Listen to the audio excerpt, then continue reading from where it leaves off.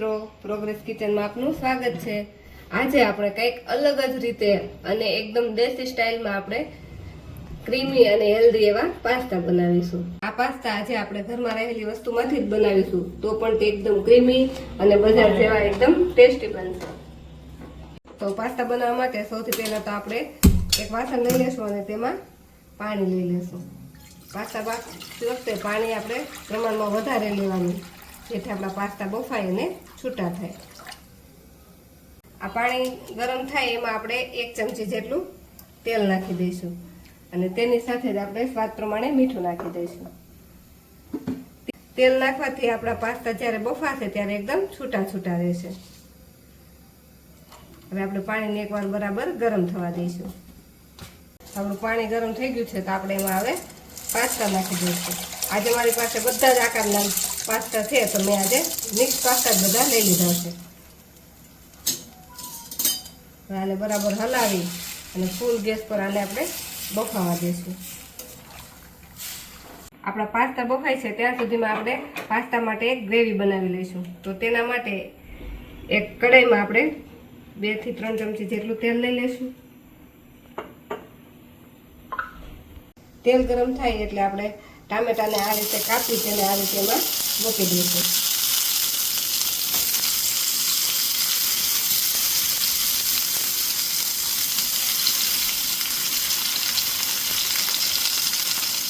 તેની સાથે જ 10 નંગ લસણની કળી નાખી દઈશું અને 3 નંગની લાલ મરચી લીધી છે તે નાખી દઈશું। સાથે આપણે થોડાક કાજુ નાખી દઈશું। હવે તેમાં થોડુંક મીઠું નાખી દઈશું, જેથી આપણા ટામેટા એ ફટાફટ સોફ્ટ થઈ જાય।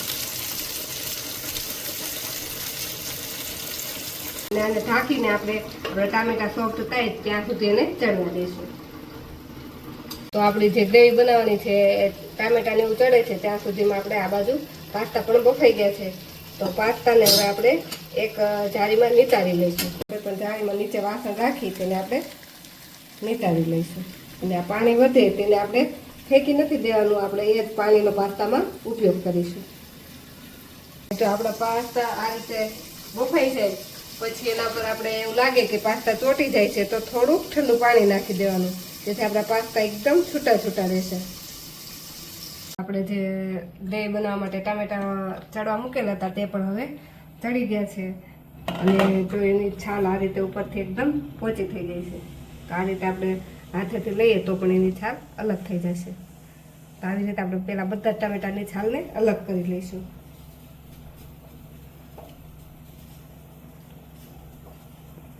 ટામેટાની બધી છાલ અલગ થઈ ગઈ છે, હવે આને આપણે એક મિક્સરની જારમાં લઈ લઈશું।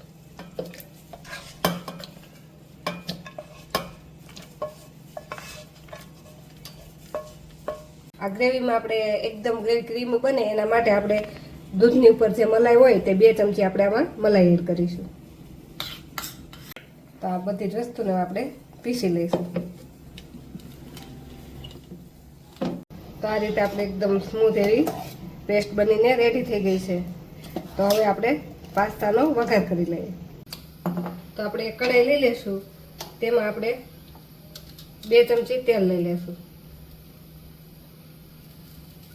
તેની સાથે આપણે તેમાં 1 ચમચી જેટલું બટર નાખીશું। તો આપણું બટર ઓગળી ગયું છે તો તેમાં આપણે હવે આ રીતે લાંબી સ્લાઇસમાં કટ કરેલી ડુંગળી નાખી દઈશું।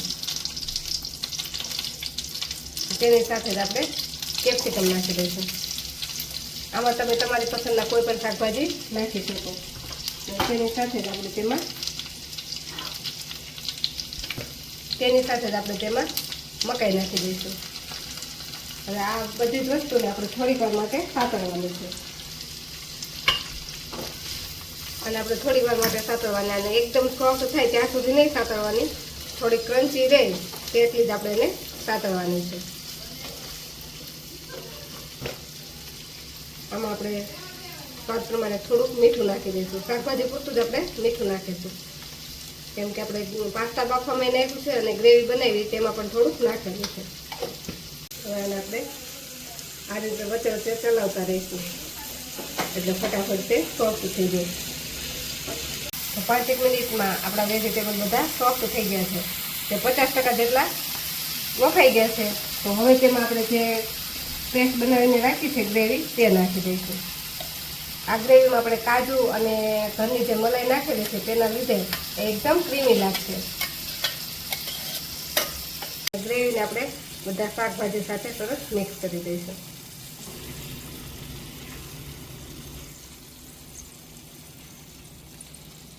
મિક્સ કર્યા પછી આપણે એને હવે ચડવા દઈશું, જેથી બધો ફ્લેવર છે બધો શાકભાજીમાં પણ આવી જાય અને એકદમ આમાં ક્રીમીનેસ આવી જાય. આપણે આ પાસ્તાની બધી ગ્રેવી ઉકળે છે ત્યાં સુધી જો આપણે આમાં ચીઝ નાખવું હોય તો તમારે અત્યારે જ નાખી દેવાનું, અને ચીઝ ન નાખો તો પણ ઓપ્શનલ છે, કેમ કે આપણે ગ્રેવી જેટલી ક્રીમી હશે કાજુ અને મલાઈના લીધે એટલે ચીઝની જરૂર પણ નહીં પડે. છતાં પણ જો તમારે નાખવું હોય તો આ સમયે નાખી દેવાનું.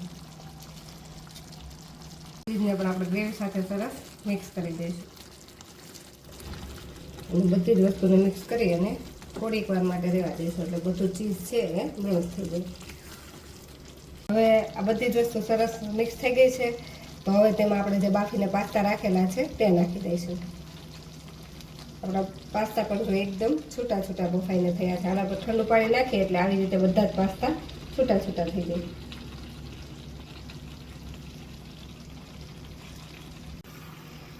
પાસ્તાને આની સાથે સરસ મિક્સ કરી દઈશું.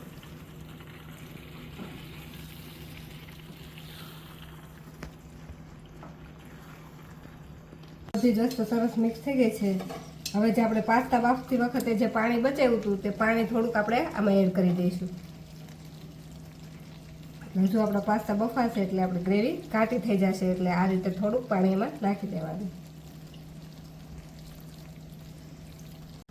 તેમાં આપણે 1 થી 1.5 ચમચી જેટલો ટોમેટો સોસ નાખી દઈશું, જેનાથી તેનો ટેંગી ટેસ્ટ આવે. એમાં આપણે 1 ચમચી જેટલો ઓરેગાનો નાખીશું, 1 ચમચી ચીલી ફ્લેક્સ નાખીશું, 1 ચમચી પીઝા મિક્સ નાખીશું. અને જો તમારી પાસે મરી પાવડર હોય તો આ સમયે અડધી ચમચી જેટલો મરી પાવડર પણ નાખી દેવાનો. અને આ બધી જ વસ્તુને સરસ મિક્સ કરી દેવાની.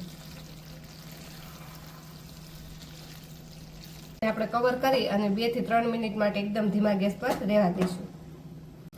તો આપણે 3 થી 4 મિનિટ થઈ ગઈ છે. તો આપણા પાસ્તા એકદમ સરસ બનીને રેડી થઈ ગયા છે, અને જે આપણે ગ્રેવી બનાવી હતી તે પણ હવે સરસ એકદમ ક્રીમી થઈ ગઈ છે. તો આપણે ગેસને બંધ કરી દઈશું. તો એકદમ ક્રીમી અને એકદમ બજાર જેવા આપણા પાસ્તા બનીને રેડી થઈ ગયા છે. જો તમને મારો આજનો વિડીયો ગમ્યો હોય તો મારા વિડીયોને લાઇક કરો અને પ્રોગ્રેસ કિચન ચેનલને સબસ્ક્રાઈબ કરો.